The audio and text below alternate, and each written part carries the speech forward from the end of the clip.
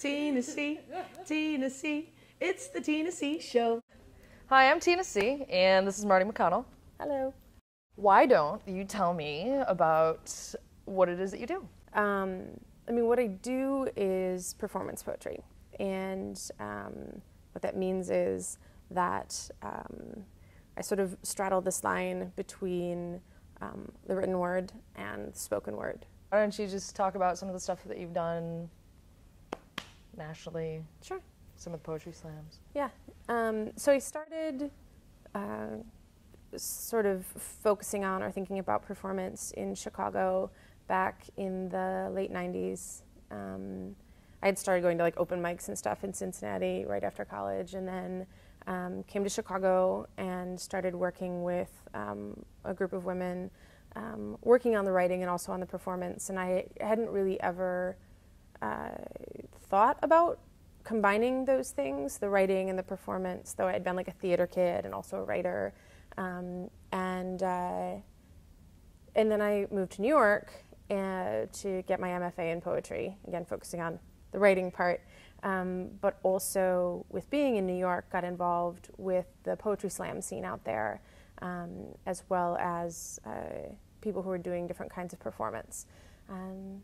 So at that point I started competing on a national level in the poetry slams, and also running a reading series out there. So why don't you talk a little bit more about the the subject matter? The subject matter? What do I write about? Yeah, what do you write about? The famous question. The famous question. What do you write about? I started writing a whole series of poems using the traditional tarot deck to explore a lot of different kinds of themes, specifically around gender and sexuality.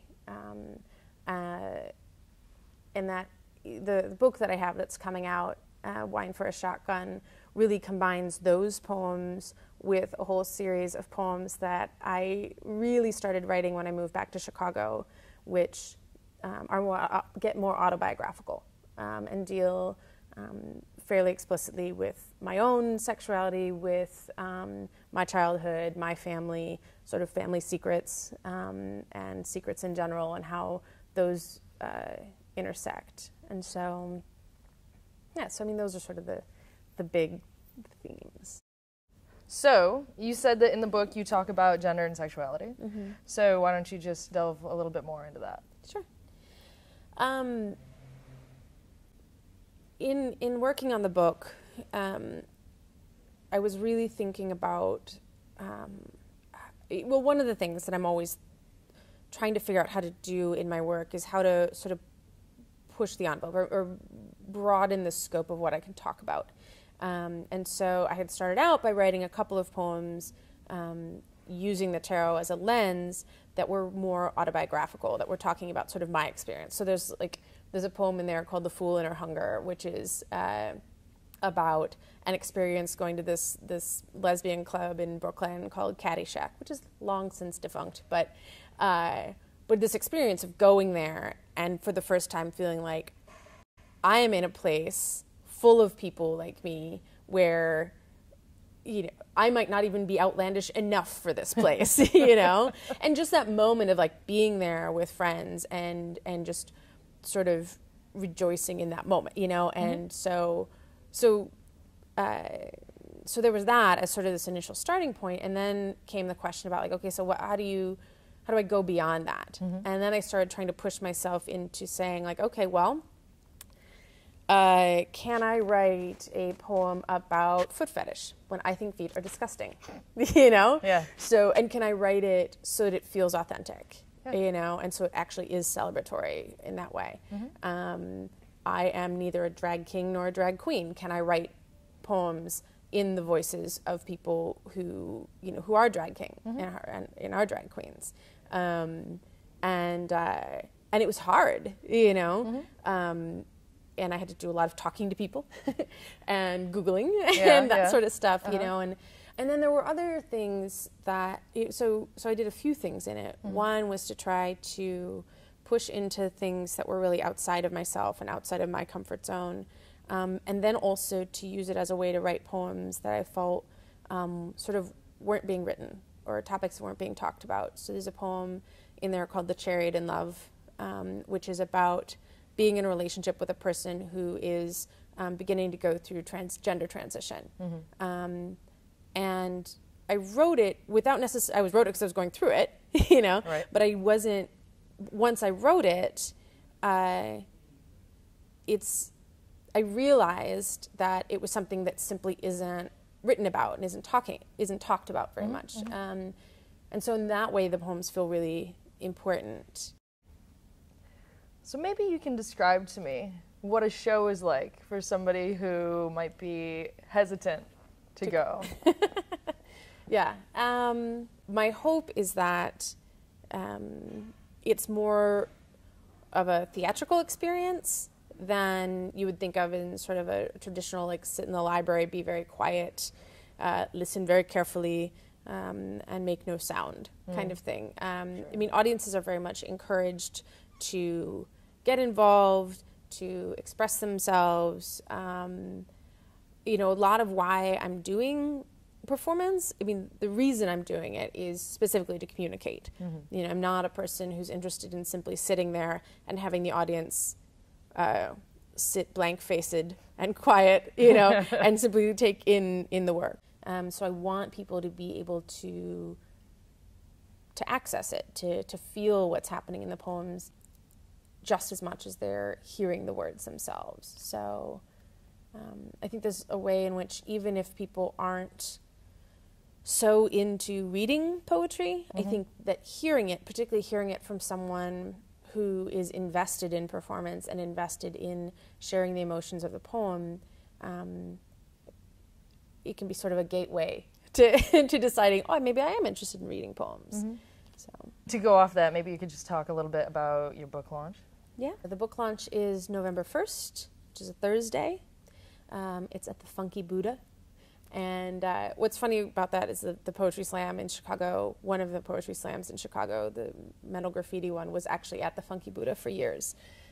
So it's a little bit of like a homecoming. So it's November 1st, 7 o'clock. Bridget Lyons and her band is going to play first. And then a few poets are going to read in between, and one essayist / performer / best friend, and then I'm going to perform along with a band called John Condren and the Benefit, who are coming in from outside the city to play with me because they like me. And we've actually played together for years in New York and here, so it's great because they're really familiar with my work and we're able to just sort of wing it and improvise and sort of play off each other. And this is for your book? And this is to launch, the whole point of it is, aside from just a regular show, is to actually be the Chicago book launch for my new book, Wine for a Shotgun, which is just out now. You can buy it it's em-press.com. My website is martyoutloud.com, which is maybe a little easier to remember. So it's it'll actually be available now, I believe, online. I gotta ask, what's with the snapping?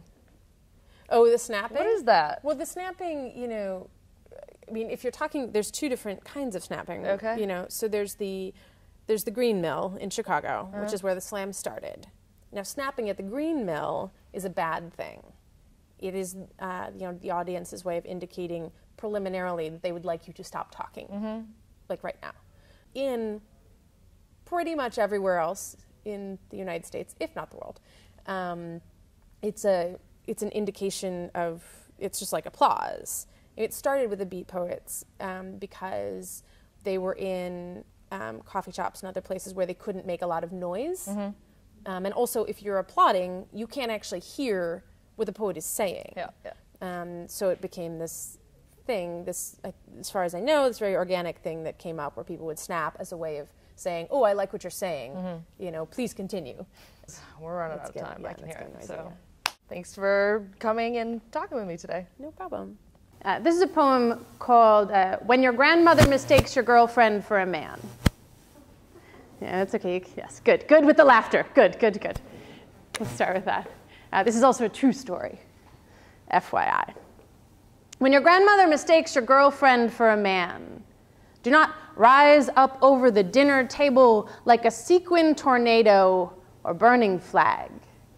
It is Christmas, and though the forks curl their tines into tiny silver fists, and the frost-rimmed windows blink in embarrassment, focus on your lover as she clears her throat extra low, passes the salt to your grandmother, who thanks the young man with the strange haircut and delicate hands. This is no time for declarations, and no one's seemed to notice, though the milk's gone solid in the pitcher, and your father is suddenly fascinated by the unmoving air in the other room. Your mouths do not move except to chew. This is family. This is holiday. There are no affairs, no addictions. Your family crest reads in embroidered translation, the less said, the better. Though your father did offer once to pay for your therapy, back when no one you knew was in therapy, and there was no way you were going to talk to a stranger about things you'd never say to your mother, even drunk, even on Easter. So to say something now about what might be a mistake or just the easiest way to explain a faux hawk would be bringing sand to the bank, unprofitable and a little bit insane. You study your lover's chin. The tweezers wince under the sink. She could be a boy, you think.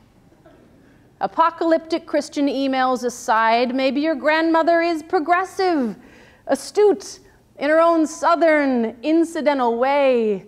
Your voice offering her the butter is a punk band playing an abortion clinic. All feedback, and nobody wants you. She's your grandmother. She's nearly 100. It took your uncle 30 years to get sober. Your grandfather died, still owning the manual to every piece of machinery he'd ever owned. You still don't know how to make any kind of pie. There are no family recipes. In the far corner of your liver, your other grandmother looks up from her patient sectioning of a grapefruit, offers you a chunk of your own atrophied tongue, trembling at the edge of her serrated spoon.